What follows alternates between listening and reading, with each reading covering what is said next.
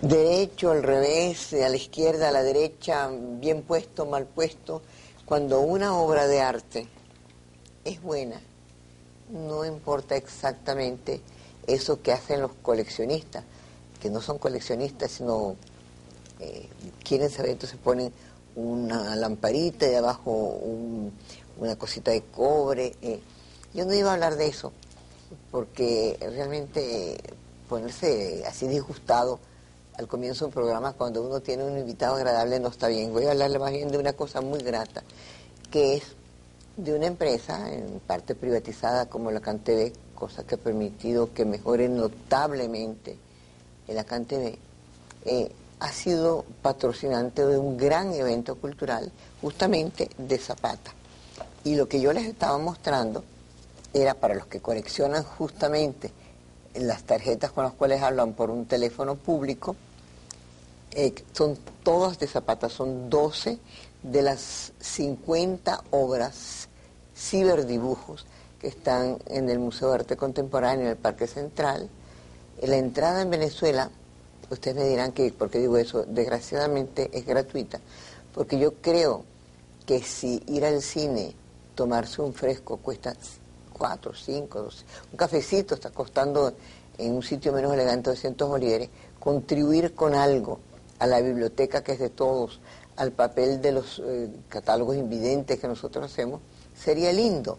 Y a mí me decía un gran crítico de arte que era Fernando Gamboa, muy nuevo en sus conceptos mexicanos, que montó aquí a Rufino Tamayo, que todo lo que es gratis es malo. Me decía, si tú haces una hojita, en aquel entonces cobra un real, porque así no se va a limpiar los zapatos con él. Pero vayan a ver esta exposición, porque realmente es que Zapata es Venezuela. Zapata, es decir, hay dos momentos para el que hace una exposición o cualquier cosa en la vida que son muy grandes, son el temor al éxito y al fracaso. Cuando las exposiciones son de Zapata, que son multitudes, me producen la misma angustia que pase algo en el museo, como si fuera a veces que sucede que hay menos gente. En este caso hay corra a verla, porque usted dice, no, el domingo que viene, pues después se acaba esa magia. Alfredo Coronel Hartmann es nuestro invitado de hoy. El currículum debería, si yo sería sensata, cosa que no lo soy, de hacerlo porque es un poeta muy serio, domina el lenguaje, es abogado, ha publicado 12 libros de poesía, es un gran riesgo en la vida, 4 de prosa, pero sobre todo, Alfredo Coronel me decía, estábamos hablando de una pasión común, no se asusten, ni es de poesía, porque no soy crítico de poesía, ni es de ensayo, aunque sí me gusta lo que él escribe y sus artículos.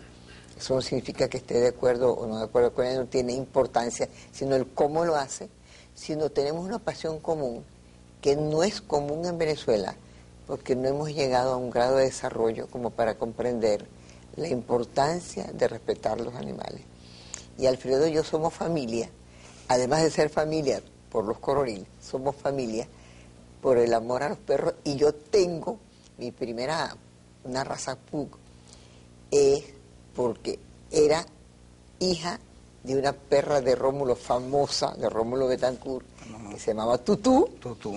Y Alfredo me llamó un día, y él sabía eso, y me mandó en un paquetico una de las personas, porque los perros no son, que más me ha acompañado en la vida, por lo cual siempre le estaré agradecido. Y ahora me dio otra que es un demonio, que se llama Da, que significa en ruso sí, pero resulta un no porque es terrible.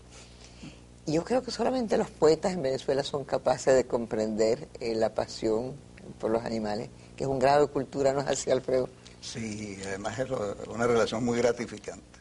Bueno, a veces ¿tú te acuerdas que era Reed que decía que la vida de un hombre es el cementerio de muchos perros? Porque uno tiene que, más o menos, un promedio decente de vida, y ustedes los Coronel son interminables. Es la vida de muchos perros que hemos querido. Sí. Ahora, sin duda Alfredo Coronel espera de mí una sabia entrevista, porque es abogado, es administrador público con mención de servicio exterior en ciencias políticas administrativas, doctor PhD en Administración Pública, catedrático de Derecho Romano y de Derecho Administrativo, es columnista de un periódico que queremos mucho, El Universal, ahora está los lunes, creo yo, los lunes, y es miembro vitalicio. Bueno, eso es muy largo, y ha sido director de la Radio Nacional, de manera que conoce este ambiente muchísimo, cosa que siempre asusta más, siempre, de cierta manera, colegas, porque escribimos los dos en un mismo periódico muchos años. Ciertamente. Pero hay algo que hace unos días yo entrevisté a Alina Fernández, a Alina Castro, y pensé mucho cuando te iba a entrevistar a ti, porque ella tiene el peso por un lado, y tú lo tienes por muchos, que es el peso de ser hijo de gente conocida. Tú eres hijo de René Hartmann, una gran luchadora política. René Hartmann, primero de Coronil, de quien eres hijo, del famoso y muy querido militante adeco de corazón, el Chino Coronil, Alfredo Coronil como tú, y de René Hartmann, que fue realmente de las primeras luchadoras políticas importantes, cultas, que ha tenido Venezuela, y por supuesto controversial, y que se casó con Rómulo Betancourt, de manera que aumenta un peso terrible. Ese peso y ese grado, ¿cómo fue para ti? Porque yo te conozco y me pareció que era interesante, porque todo el mundo te conoce como ensayista, todo el mundo te conoce y te quiere o no te quiere, y tú cargas justamente esos odios muchas veces, que no son tuyos, sino por esos afluyentes. Yo viví experiencias increíbles por los odios referidos a personas que yo no conocía. Yo me acuerdo que en una oportunidad estudiando Derecho, un profesor se negaba a hacerme un examen, y entonces fui a hablar con el rector de la universidad, y me dijo, es que él no puede superar su odio hacia Rómulo. Y bueno, ¿qué tiene que ver un estudiante y el hecho de presentar un examen, que es una actividad académica, con que mi mamá se haya casado con Rómulo Betancourt? Es decir, ni que me hubiera casado yo con él, pues. Un hecho accidental. ¿Lograste que él te examinara? Sí, finalmente me examinó, pero por presión de las autoridades universitarias. Yo tenía excelente promedio, pero fue muy difícil. Eso, bueno, ya es un caso extremo, de irracionalidad, ¿no? Pero también, por supuesto, cualquier cosa buena, el hecho de ser buen estudiante, la gente se olvidaba, porque si sacabas buena nota, también era, porque eras el rango. Por ejemplo, en una cantidad de cargos que aquí tiene, yo recuerdo que decían, pero claro, o bien es hijo de René, o bien, por los adecos, es hijo de Alfredo, o bien es hijastro de Rómulo. Así tú cargabas con 3 pesos. No, tremendo, menos mal que resulté poeta, y ese es un dominio en el cual no creo que tenga mucha influencia ninguno de esos factores. Al contrario, una influencia en contra. ¿Qué edad tenías tú cuando René se casa con Rómulo?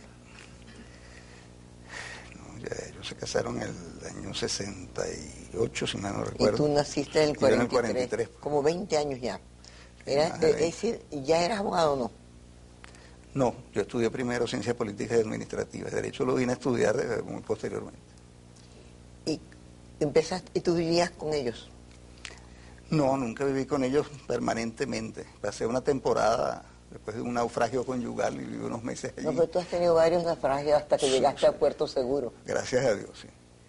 Pero vivir en forma permanente no. Lo que pasa es que... Bueno, es que era invivible. Era un poco difícil. Ahora, desde luego, cuando viajaba a Europa, llegaba a la casa de ellos, viajábamos juntos. En fin, hubo una convivencia sostenida de muchos años. Y trabajé con Rómulo, que fue una experiencia interesantísima y absolutamente extenuante, como debe ser trabajar contigo. No.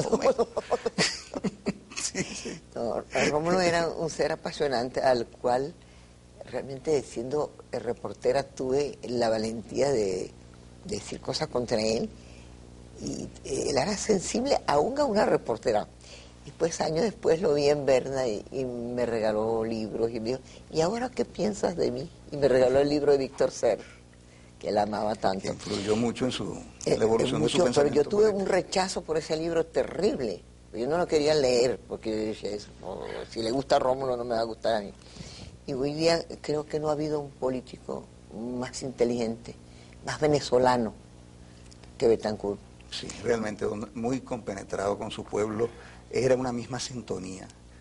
Cuando Pero Rómulo... es que tú no crees, y nosotros vamos a ir viniendo y yendo como en los tiempos de las buenas novelas, tú no crees que todo lo que está pasando ahora, no quiero hablar con el político, Rómulo Betancourt sigue pesando enormemente. El otro día me envió un gran amigo mío una carta que salió, no sé si en Zulia o en Bolívar, de Luis Beltrán Prieto, pidiéndole a Rómulo su apoyo para la candidatura. Y la respuesta tajante, brillante, clara, sin esas cosas tortuosas del político, increíble. Yo te lo voy a mandar porque no sé si tú te puedes acordar de eso. Yo de la carta me acuerdo, de la carta de Rómulo de respuesta. Yo la leí antes de que él la enviara o en borradores en Berna. Es del 67. Exacto, uno de los documentos... Era del 17 de julio del 67. Uno de los documentos políticos más lúcidos y más certeros que yo he leído. Y me daba mucho dolor por Prieto, desde luego a quien todos queríamos y seguimos admirando mucho. Y me duele mucho, voy a aprovechar esta oportunidad para decirlo, de que eso se haya publicado. Rómulo no quiso jamás que se publicaran esas cartas. No me digas. Por proteger a Prieto, porque él no dejó de amar a Prieto nunca. Eso fue un afecto que se truncó la relación, pero el afecto persistía. Y él no quiso nunca que se publicaran esas cartas. Y de repente un periodista muy conocido las publicó, ¿no?, en su revista. Yo lo que sé fue... No sabemos cómo llegaron a sus manos. Pero mira, tú que eres un gran lector, ¿tú te acuerdas que Marguerite Yourcenar, que sin duda es excepcional, ella quería que sus ciertos papeles y cosas, y se los dio nada menos que a Inglaterra, no sé si a Cambridge, ¿a dónde? Y pidió que solo 50 años después de su muerte se publicara. Aún en Inglaterra eso salió a luz. Ah, por cierto, yo estoy haciendo un paréntesis de curiosidad mía, pero como estamos entre él y yo, no importa. Es cierto que Rómulo, que tenía una gran visión de que Venezuela es un país sin memoria y que no guarda los papeles, tuvo el buen cuidado de que muchos de sus manuscritos fueran a la gran casa de todos los que queremos los libros, a Washington. El proyecto era más bien la Universidad de Harvard. Ah, era Harvard, sí. Sí, en Harvard están algunas cosas muy importantes. Y no, él tuvo un sentido de eso clarísimo. La prueba está que él empieza a hacer el archivo cuando él todavía no era ninguna figura política. O sea, hay recortes y notas y cosas de antes del 28, y el 28 Rómulo Betancourt tenía 20 años. Bueno, pero es que él es político de toda la vida. Ahora, a mí me interesa, ¿tú vas a escribir algún día? Porque yo sí voy a hablar mucho de lo que significó ser hijo de René, hijo de Betancourt. Voy a tratar de que tú hables y yo pregunte. ¿Tú vas a escribir algo sobre eso o tú lo has evitado? Mire, yo lo he evitado hasta ahora. He escrito, he pronunciado 2 o 3 discursos de orden sobre él, que pero claro, eso me es otra obligaba cosa. a trabajar. Pero vamos a hacer una sesión analítica. Sí, vamos a hacer una catarsis de lo que es ser y vivir y comer el sancocho, ir a la Plaza Candelaria y aguantar. Es que René no era la esposa de Rómulo. René era René, psiquiatra, bien con su carácter, como se quiere decir. Muy definido. Muy definido, y Rómulo era Rómulo. Claro. No, realmente yo sí pienso que en algún momento yo tendré que escribir un libro sobre Rómulo. Pero tú no crees que a medida que si tú piensas que ese momento se aleja, sin querer, lo que está en tu pantalla se va deformando, porque empieza una serie de consideraciones. Sí, él dijo eso, pero en realidad si lo público es, no teme. Bueno, yo tengo un apoyo documental muy importante. No, pero el documental de los sentimientos... Ahora el vivencial... El vivencial es que es el que evidentemente es más difícil de reponer. Yo he hecho muchas anotaciones.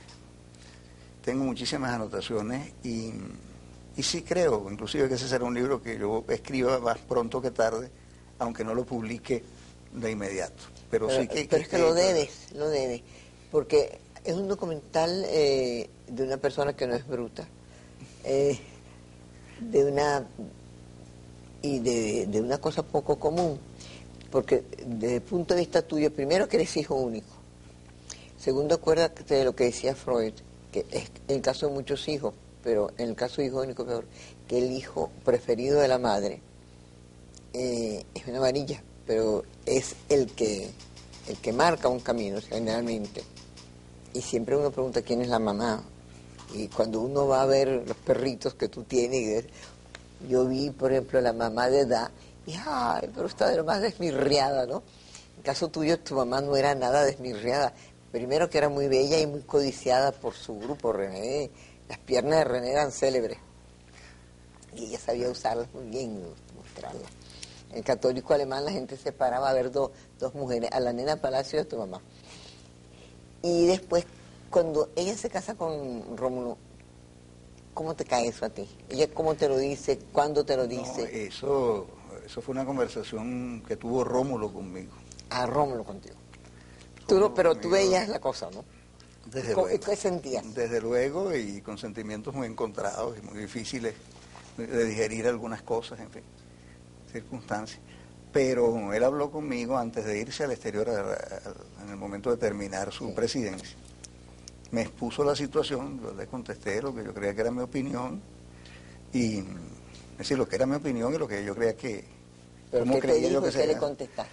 Bueno, que ellos se amaban, que eso era una relación absolutamente seria y la relación más importante de su vida. Perdón. Y que la idea era, pues, formalizar su divorcio y casarse. Pero que era una tontería que siendo ellos adultos, pues estuvieran separados desde ese momento hasta que él pudiera... Yo entendí eso perfectamente.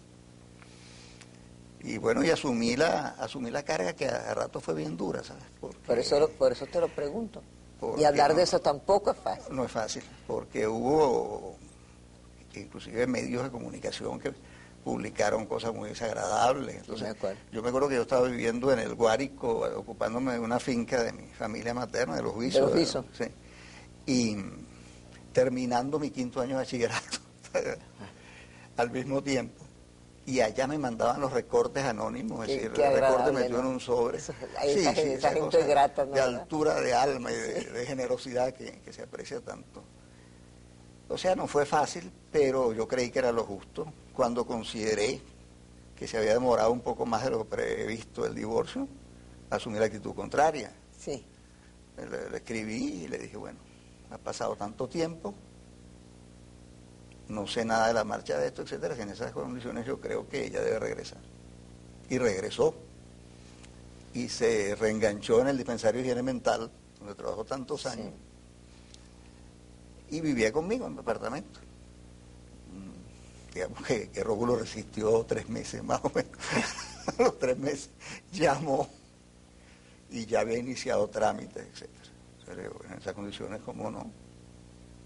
Pero, ¿crees tú, es que vamos más allá de lo común de esas conversaciones, porque son o no son, que un hijo tiene derecho o una madre tiene derecho, tú sí lo creías porque lo hiciste, a realmente a dirigir la vida de un ser? No en el sentido de imponérselo. Ella estaba afligida por eso. Y estaba de acuerdo con la posición que yo tomé. Es más, a Rómulo lo impresionó mucho la carta y después me hizo comentarios elogiosísimos de mi actitud, ¿no? ¿Tú siempre tuviste una relación armoniosa con Rómulo? Con Rómulo, maravillosa. Maravillosa. Yo creo que, fíjate, consciente como estoy de los muchos problemas prácticos y concretos que me trajo esa relación privilegiada, todo se ve compensado, pero con la mayor amplitud por el hecho de haber podido ser su amigo y de haberlo conocido íntimamente, porque era un ser humano excepcional. Bueno, veo que compartimos también la pasión por los relojes. El mío es el ultimito modelo del Omega Constellation. Y a mí que la moda realmente es la moda, en el sentido que la moda es lo que a mí me gusta. Ellos conservan lo que a mí me gusta, que es un diseño clásico y una exactitud que realmente yo, que soy amante, además de los perros, de los relojes, digo que es increíble. Me ayuda muchísimo a ser puntual, que es otra cosa, que junto con los perros, todo va junto.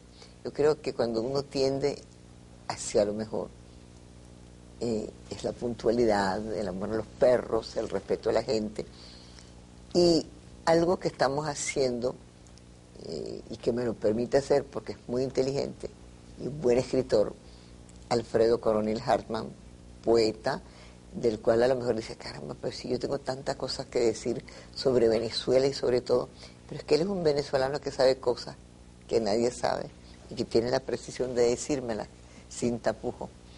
Tú me decías que siempre, pero es que era muy difícil siempre estar de acuerdo con Rómulo no, o con de estar René. de acuerdo siempre. No, de estar de acuerdo no. Y al no estar de acuerdo, es que era feroz. Yo me acuerdo que en el libro de Carlos Rangel, cuando él agarra, le gusta mucho, dice, Carlos, tú estás mal porque tú dices que el APRA fue primero que Acción Democrática. Tú tienes que corregir esa página.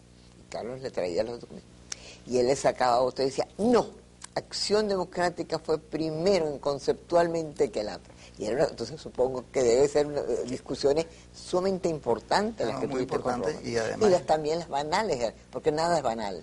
Nada es banal, y a través de una sensibilidad como la de él. Mira, yo le escuché a Rómulo una discusión con un poeta amigo, muy buen poeta, y Rómulo le dio una charla al poeta sobre la importancia de la poesía, la autenticidad de la expresión creadora, esto y aquello, que yo me quedé oyéndolo, y después le dije a mi mamá a la salida de la cena, le dije, a mí se me había olvidado que este condenado era tan inteligente que hasta en estas cosas le dio una lección de poesía. De poesía.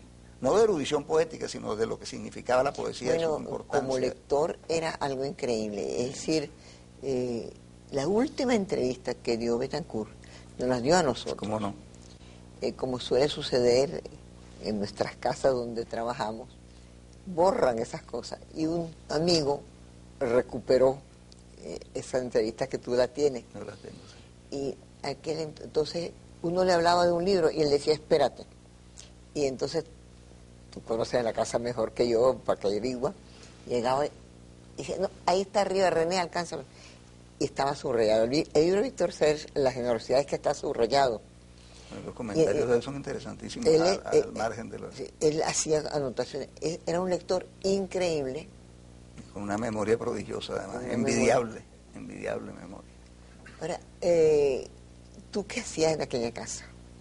Y sobre todo para... El tiempo que estuve viviendo allí, bueno, como no interrumpía en absoluto mi actividad de trabajo, en fin, no estaba muchas horas, pero las que pasaba casi siempre estábamos conversando. Pero tú me dijiste en un momento dado que tú trabajaste para Betancourt. No, sí, eso fue con motivo de los 50 años de vida pública. Se decidió hacer una selección de las obras de Rómulo y editarlas. Yo me opuse y no quiero que se ofenda ningún editor, pero sí. Me opuse y no quiero que se ofenda ningún editor nacional por eso, porque no es menosprecio ni nada, pero yo sí le dije a Rómulo que ya para una figura como él y a esas alturas debía ser una casa editorial con distribución internacional. Lógico. Y de un nivel muy alto. Es muy necesario, no se puede estudiar historia latinoamericana sin estudiar la figura de Rómulo, ¿no? No, por supuesto es capital, en este siglo es una figura capital. Y entonces le propuse, le dije, ¿por qué no Seix Barral? En ese momento pues era la editorial con más prestigio. Y sigue siendo una editorial muy importante. ¿Cómo no? Y entonces, bueno, a él le encantó la idea, me dijo, pero bueno, yo no tengo contacto con ellos, le dije, no te preocupes. Entonces se creó una comisión editora de las obras selectas de Rómulo, que alguien quiso ponerle obras completas, y yo le dije, por favor, el señor está vivo y escribiendo, vamos a limitarlo, son obras selectas. Y él me nombró coordinador de esa comisión, además de miembro de la misma coordinadora ejecutiva.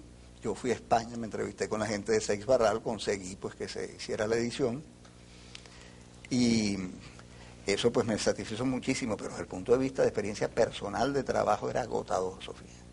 No solamente la cantidad de ideas que generaba, así como una máquina que tú le dieras cuerda y empezara a ocurrirse de cosas, sino que él se iba más o menos a las 8 de la noche a la oficina. Y yo me iba a las 9, 9:30. Cuando yo llegaba a mi casa, ya yo encontraba 2 o 3 sobres de Manila de este gordo que me había mandado Rómulo desde el momento en que llegó a Pacairigua, con nuevas cosas que se le habían ocurrido, iniciativas, nuevos proyectos. Fue realmente extenuante. Fue maravilloso, que te digo, maravillosa experiencia, pero extenuante. La capacidad de trabajo que tenía era indudablemente anormal. ¿Tú crees que Rómulo fue un factor para que René no siguiera su profesión de psiquiatría? Definitivamente. Sí. Definitivamente. No podía. Le Esa- tomaba mucho tiempo, Rómulo. Sí, ella tuvo que sacrificarse en ese sentido, sacrificar su profesión que amaba tanto. Y la prueba está que en sus últimos años, después de la muerte de Rómulo, mi mamá volvió a ejercer, claro, Sí. en mínimo A lo que le permitía, pocas horas. porque René muy joven tuvo problemas con la vista, ¿no es verdad? Sí, sí, tuvo muchos años con eso y vino a recuperar la vista asombrosamente bien a raíz de una operación que se hizo como unos 4 años antes de su muerte y llegó a tener una visión de 20/20. No, eso sí no lo sabía ella. Entonces, bueno, la cosa era divertida y dramática, porque ella Sí, empezó a descubrir los colores de sus propios muebles, ¿no? Y decía, "Y si yo creía que esto era de este color", y a confesar que de repente tal cosa no era que no veía, pero por orgullo, y tú sabes cómo era Sí. muy en su puesto siempre, pues ella no confesaba. Bueno, pero fíjate una cosa, de hijo a hijo, cuando, así con toda honestidad, cuando yo estaba hablando contigo, hablaban de hijo único, pero no es un truco periodístico, me conoce. No me acordaba que Rómulo tenía una hija única, que es Virginia. Sí, efectivamente. ¿Cómo se conllevaron ustedes mal desde un comienzo? Porque yo sé que ahora no se entienden, pero... Mira, yo, No, diría- ¿qué edad? yo te voy a decir, mi relación personal con Virginia fue una relación fluida y buena. Mientras Rómulo vivió, inclusive pues de visitar mi casa, me llamaba el poeta de la familia, esto y aquello, una relación, una gran cordialidad. Después eso se enfrió un poco, Sí. pero no ha habido nunca enfrentamientos, o sea, problemas, no te puedo decir que yo tenía un conflicto con Virginia nunca. Pero ya desde el punto de vista netamente familiar, por ejemplo, ustedes almorzaban juntos los 4. Es decir, tú... Algunas René, veces sí. no era lo más frecuente, Eran visitas sí, unilaterales. no era lo más frecuente, e indudablemente ocurrió una cosa, Pero es que ella también tiene el problema de hija de Betancourt, y tú de hijastro de Betancourt. Y no hay nada yo te digo eso porque entrevistando a Alina, que compartió con 7 o 8 hermanos, había ese deseo de ser hijo único, cuando uno tiene un fetiche, Sí.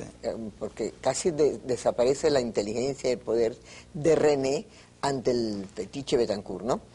Cada uno quiere un pedazo muy grande de ese fetiche. Virginia, por supuesto, tú por supuesto, porque ella también, yo me acuerdo, porque Sara Meneses estudió en el Andrés Bello y en un momento dado no soportó la vida tan terrible que le hacían sus compañeros. Ella también soportó mucho el hecho de ser hija de Rómulo, ¿no? desde luego, es que eso, aunque a uno no lo afecte desde el punto de vista de condicionarlo, quiero decir, Sí, sí. pero evidentemente exteriormente te afecta, en tu contacto con el mundo exterior, porque se Pero manifiesta mucho. es doble una vez, como decía Nina, es decir, por un lado te abren cosas y por otro lado te las cierran, Claro. eso uno tiene el doble juego. Ahora en mi caso, y eso pues no, muchos venezolanos no lo conocerán, pero tú lo conoces muy bien, la gente no entiende a veces que Alfredo Coronil Harman es pre-betancuriano en el sentido de que los Coronil eran los Coronil en Venezuela muchísimo antes que Betancur aparezca en la historia de Venezuela.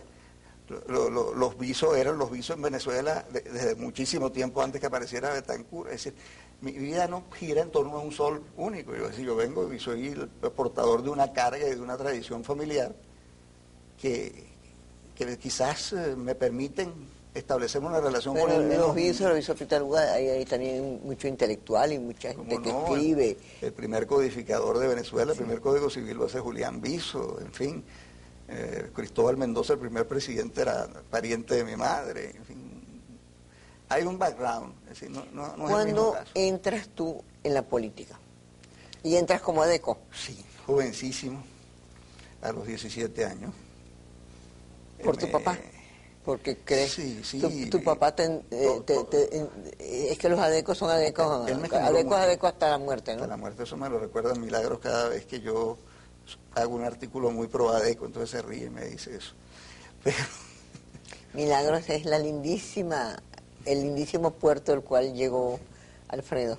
Después de navegar tormentosamente, ¿no? Muy tormentosamente. Tormentosamente. Muy tormentosamente. Ahora, sí, mira, en primer lugar, acuérdate, el exilio y la resistencia misma permitió que los niños participaran en el proceso político venezolano. Es decir, yo introducía y sacaba correo clandestino de la cárcel Modelo, cuando era un muchachito.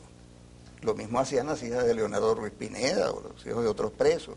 Es decir, entonces, yo el otro día decía, echando broma, que nosotros fuimos resistentes también. Claro, y es verdad, sí. porque vivimos Bueno, ese mundo. hay que decir que René estuvo presa. Sí, cómo no. Un tiempo bastante largo y después exilada hasta que la caída de Perejil. Bueno, entonces uno se politizó muy prematuramente. En mis recuerdos de infancia, bueno, yo me acuerdo el día que le abrí la puerta a Leonardo Ruiz Pineda y entró con un impermeable y una cosa a la casa, por supuesto, clandestino. Una fiesta, cosa insólita, que celebraron un 24 de diciembre en nuestra casa y estaba todo el zen clandestino allí.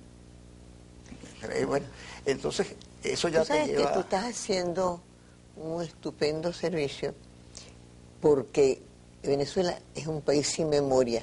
Y Betancourt estaba muy claro y dejó. Y yo me acuerdo mucho de mis compañeros de vida que me decían, lo que no se escribe se olvida. Y por desgracia yo no escribo esas cosas porque...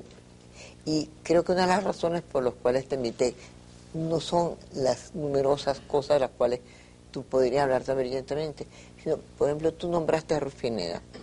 El otro día nombraron a alguien, era un día de fiesta, era un 24 de julio, me acuerdo, una fiesta nacional X, y le preguntaron a la gente qué era, a los jóvenes, es una fiesta nacional, es día de izar bandera, pero nadie supo qué sucedía el 24 de julio.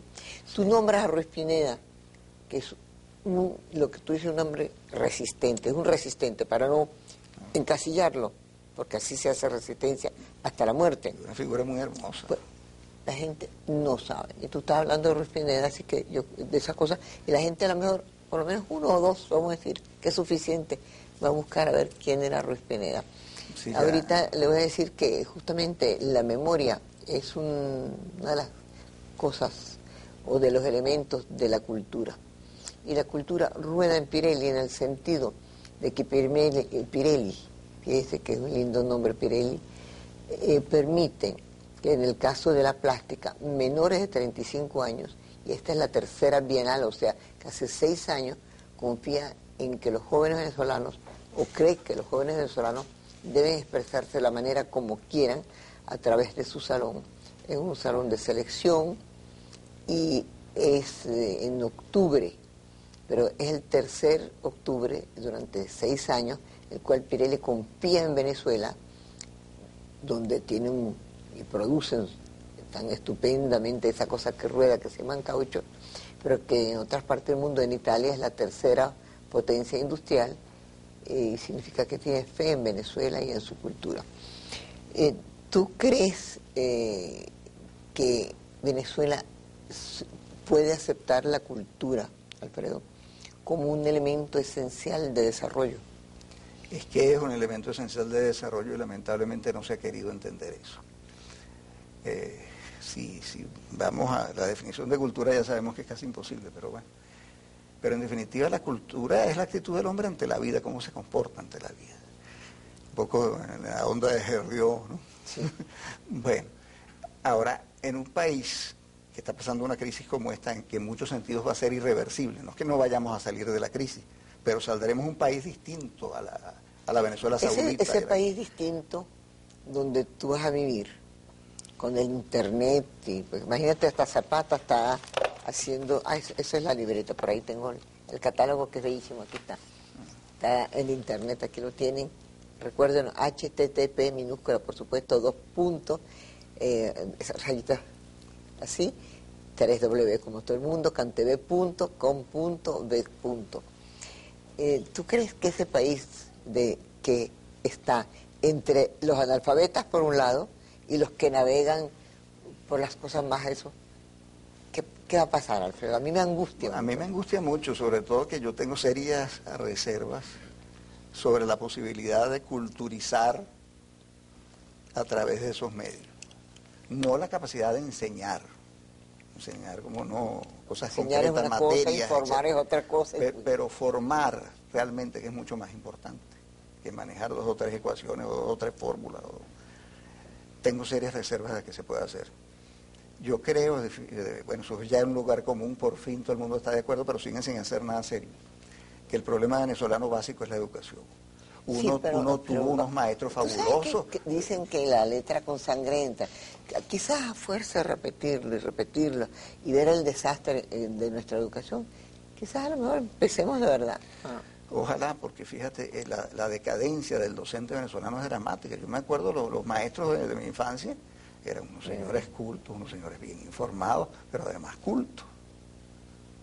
Los profesores de bachillerato, excelentes. Ya en la universidad habían buenos y malos, como pasa siempre en la universidad. Pero lo que era la primaria y el bachillerato era bueno.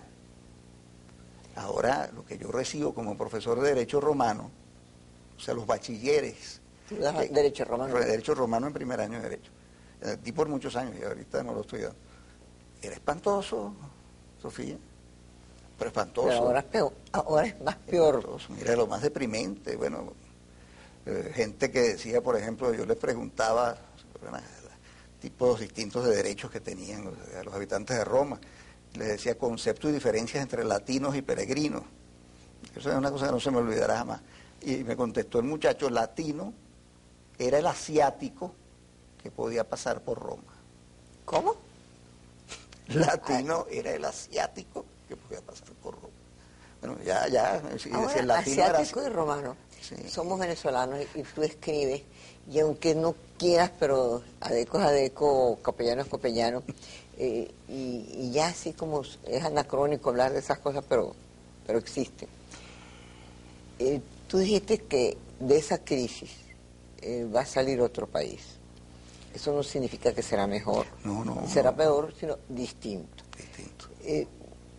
Como tú tienes esa posibilidad, los políticos deberían tener la posibilidad, no que se cumpla eso, pero parámetros de cómo ves ese país. Y vamos a ponerlo primero a muy corto plazo. ¿Tú crees que puede haber cambios importantes solo con un cambio presidencial? El hecho físico de cambiar al presidente, desde luego, no significa por sí mismo mayor cosa. Significó en el caso actual, por ejemplo, porque el hecho de que llegara Caldera a la presidencia le transmitió a una investidura muy desvencijada y desprestigiada por una cierta majestad y respetabilidad y honorabilidad que había perdido. En ese caso muy peculiar tuvo ese impacto que realmente bastaba con que él estuviese allí. Ahora, curiosamente los que están, o estamos, porque me gusta decirnos como el Papa, ahora están diciendo, como la mamá de Napoleón, Purbuque Sadur, porque como... ¿Te acuerdas que él decía Purbuque Sadur, porque era Corsa, Doña ¿no? Leticia. Doña Leticia. Sí.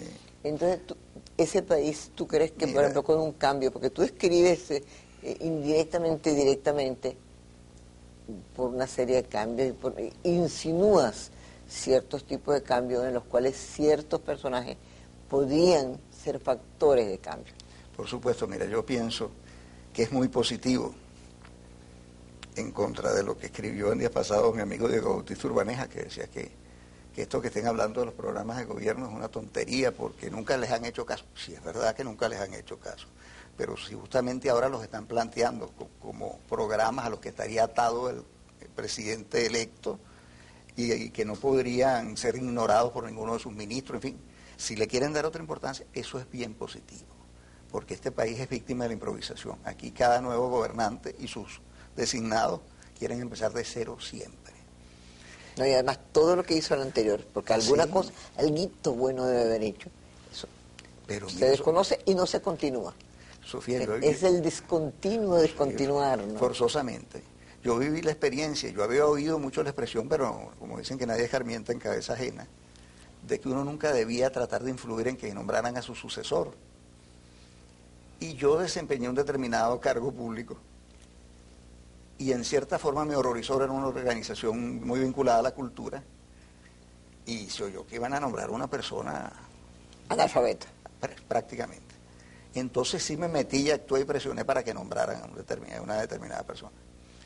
Y una de las primeras cosas que hizo fue acabar con todo lo que yo había hecho. No me digas. Entonces yo dije, bueno, como que tenía razón, es verdad. No debe uno que nombren a quien quieran y no ocuparse de eso más.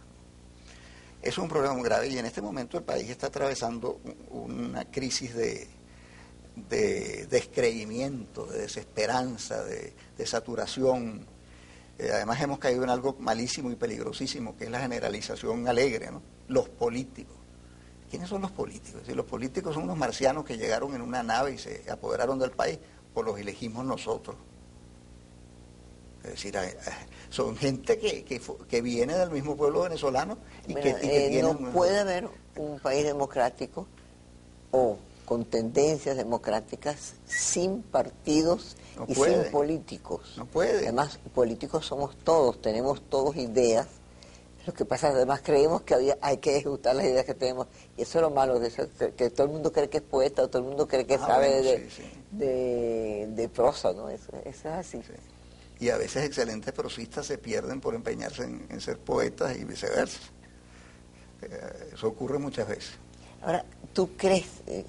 Yo digo que no hablo político, no te mira, a través de tu artículo, tú vas como esos juegos en donde se une un punto con otro punto con otro punto y aparece por fin un gato, un perro, una cara. En todos los periódicos hacen ese jueguito. Tú vas poniendo punticos para que uno a lo larga encuentre ese personaje, como en el caso de Pirandello, pero son muchos los venezolanos, ¿cuántos somos? 20 millones en busca de ese personaje. Sin duda. ¿Cuáles deberían ser, digamos, sin nombrar, el perfil, así como dices, mira, yo estoy buscando una secretaria bilingüe? ¿Cuál debe ser el perfil de esa persona? ¿Cuál debería ser el perfil de una presidenciable? Sí, mira, yo diría, y me alegra que lo plantees así, porque es preferible plantear las cosas un poco en abstracto y no caer en mencionarlo, que en primer lugar tiene que ser una persona con alguna experiencia concreta administrativa, no personalmente inventada. Lo digo no pensando en ningún presidente, sino en algunos organismos públicos que crean para reformar, Pero que son los que crean para que reformen el Estado y nombran gente que no ha manejado ni una pulpería. Verbigracia, ese es un caso impresionante. Pero aparte de la formación, que evidentemente no que tenga un título, porque el título es un papelito que se guinda o no se guinda en la pared. No, pero lo que tiene que tener es una formación sistemática, una buena formación intelectual. Claro, en la época que estamos viviendo no es la época se me olvidó la palabra totalmente, de quien se hace y se culturiza por sí mismo. Del autodidacta. Del autodidacta, se me fue totalmente el término. Es que como tú no lo eres. Por ejemplo, la disciplina que requiere un autodidacta es 1000 veces más fuerte que la que tenemos la gente de formación académica. Y la disciplina es una de las virtudes menos comunes. Es decir, nombrándolo otra vez, pero eso que hizo Betancourt, de leerse los primeros libros sobre petróleo, que no habían en español, con un diccionario al lado. Eso no lo hace bien. Eso no lo hace nadie. Eso no lo hace nadie. Por eso hay que tener una paciencia y una tenacidad normal. No, Entonces, y un deseo de hacer las cosas sin improvisar. El sentido de misión. Yo creo que él tenía sentido de misión histórica. Siempre lo creí. Si no se tiene eso, Sí. ese gusanillo, no se puede, eso no se Sin puede duda, ser. sin duda. Entonces, bueno, una formación... Vamos a ver, buena una formación administrativa. Sí, alguna experiencia administrativa. Tiene que tener carisma, porque eso sí no se compra en farmacia. Mira, el carisma... Bueno, ahora no se compra nada en farmacia. Es importantísimo para los candidatos. Yo creo que el carisma es un arma de doble filo. Porque hemos perdido magníficos presidentes porque no tenían carisma. Por ejemplo, Lorenzo Fernández, que es un maravilloso administrador. Pues, desde luego, las tenía todas perdidas frente al carisma un gusanillo que es y el otro Fernández que está sonando ahora, ¿tiene carisma o no? Mira, indudablemente es líder y tiene muchísimo más garra que la que tuvo nunca Lorenzo, tiene carisma, tiene resistencia en ciertas capas.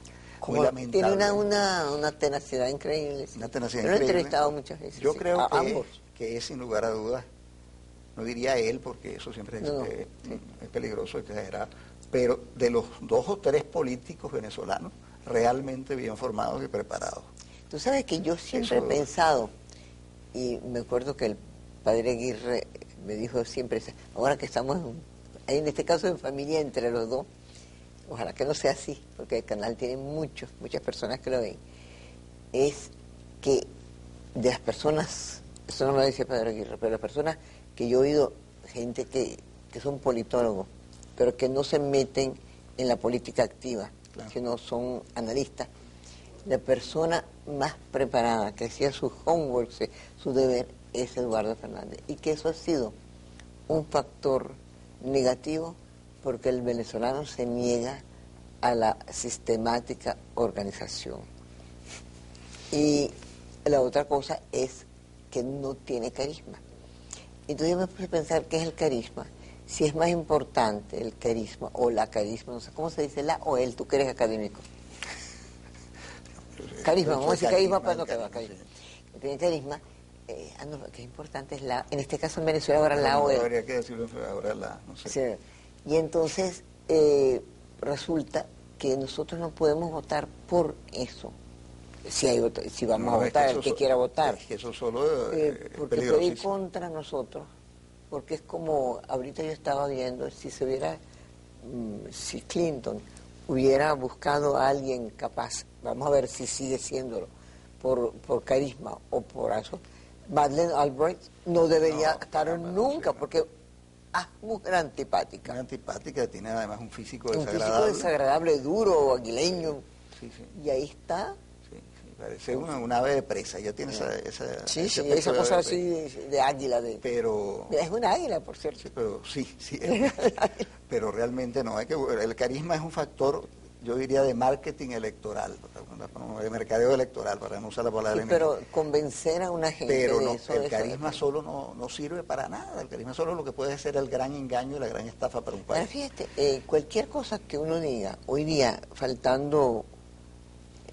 las elecciones son ayer, habrá más o menos votantes, es un factor importante para comprender lo que sucede en Venezuela. Pero lo que yo creo es que tendríamos que estudiar muy bien, pero no hablo de estudiar de libros, sino pensar un poco, cada uno, con quién y cómo él y ella, Venezuela podría ser mejor, ¿no crees tú? Desde luego la responsabilidad que tenemos los votantes todos es gigantesca, porque en el próximo periodo se puede definir o el comienzo de una recuperación sostenida o la debacle. En Venezuela hay demasiados problemas planteados simultáneamente. Hay un problema de disgregación nacional a través de una descentralización mal entendida y mal aplicada, porque no es que sea mala la idea, lo malo es como lo han hecho, multiplicando la burocracia, multiplicando los vicios de la administración central, es decir, cayendo en una serie de abusos de poder insólitos, es decir, violando la Constitución, pues un gobernador que prohíbe pasar por su territorio, cuando la Constitución Nacional nos garantiza el libre tránsito, es una cosa insólita. Fíjate una cosa, como me dijeron que no quedaba nada del programa, y mira que yo prometí nunca hablar de política, no porque no soy un animal político, como todos deberíamos ser, porque el que no, como dice la cosa, que aunque uno no se ocupe de la política decide la vida de uno, eso hay que decirlo siempre, pero es que yo había invitado a alguien para hablar de cultura de los animales, de esa cosa terrible de ser hijo, hijastro de seres importantes, y fíjate que terminamos hablando de lo que es inminente, que es nuestra política, que debemos ser a través de la cultura llegar a una elección más justa, que entienda que la cultura es el gran problema, la educación. Y tú que conversas tanto con Arturo Uslar, sabes que realmente eso siempre has tenido gente una fuente maravillosa, no solamente de formación, sino de juventud. Es verdad.